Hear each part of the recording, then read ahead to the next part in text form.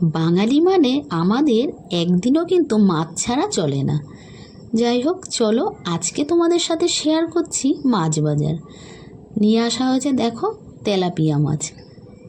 মাছটা বেশ ফ্রেশ ছিল, একদম টাটকা।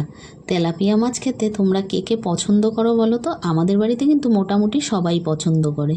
তেলাপিয়া মাছের সাইজগুলো খুব ভালো ছিল, আর মাছগুলো একদম টাটকাও ছিল। চলো মাছগুলো একবার গুছিয়ে নিই।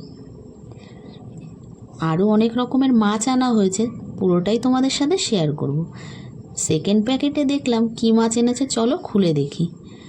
কিন্তু মাছের প্লাস্টিকের গিট খুলতে যে আমার এতটাই অসুবিধা হয় যে আমি খুলতেই পারছিলাম না। যাই হোক, আমি ছিঁড়ে ফেলেছি প্যাকেটটা। এখানে নিয়ে আসা হয়েছে কী মাছ, চলো খুলে আগে দেখি। নিয়ে আসা হয়েছে দেখো রুই মাছ। মাছটাও কিন্তু একদম টাটকা ছিল, মাছের রক্তটা দেখেছো একদম টকটকে লাল। তার সাথে এক্সট্রা একটা মাছের তেলও দিয়ে দেওয়া হয়েছে, মানে এক্সট্রা বলতে এই মাছের তেলটাই দিয়ে দিয়েছে। তেলটাও বেশ ফ্রেশ। বেগুন দিয়ে মাছের তেল খেতে কিন্তু বেশ ভালো লাগে।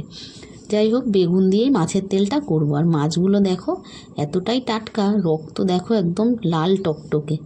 পরের প্যাকেটে চলো কী মাছ এনেছে দেখি।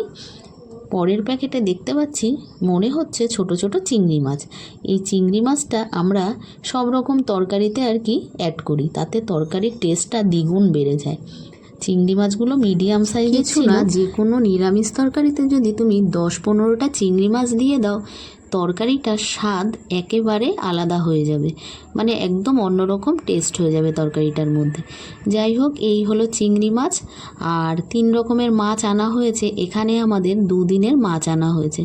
যা যা মাছ আনলো তোমাদের সাথে শেয়ার করলাম। ভিডিওটা কেমন লাগলো অবশ্যই আমাকে কমেন্টে জানাবে, আর ভালো লাগলে লাইক কমেন্ট শেয়ার করো।